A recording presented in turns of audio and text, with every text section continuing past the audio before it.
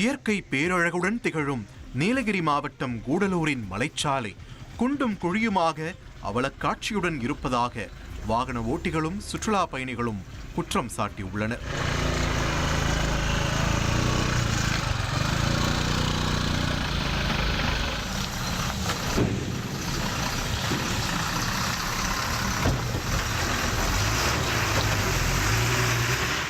கூடலூரில் உள்ள மக்கள் தங்கள் மருத்துவ தேவைக்காக கேரள மாநிலம் மலப்புரம் மாவட்டத்தை நம்பியுள்ள நிலையில் குண்டும் குழியுமான சாலையில் ஆம்புலன்ஸ் சென்று வரும்போது சிரமம் ஏற்படுவதாக தெரிவித்துள்ளனர்.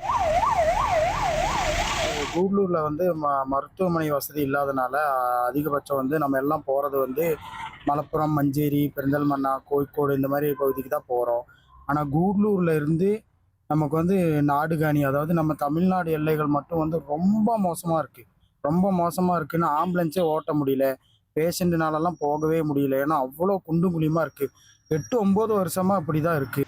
கேரள சுற்றுலாவாசிகள் நீலகிரி வருவதற்கு இந்த வழியை பயன்படுத்தும் நிலையில் முறையான வரிக்கட்டியும் சாலை வசதி செய்து தரப்படவில்லை என குற்றம் சாட்டுகின்றனர் அப்பகுதிவாசிகள்.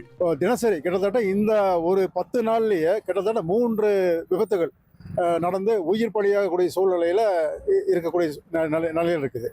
ஆகவே இங்கே இது சம்பந்தமாக நெடுஞ்சாலைத்துறை விரைவாக இந்த சாலை பணிகளை பராமரித்து பொதுமக்களுக்கு பயன்படக்கூடிய அளவில் இந்த சாலையை செப்பனிட வேண்டும் என பணியோடு கேட்டுக்கொள்கிறேன்.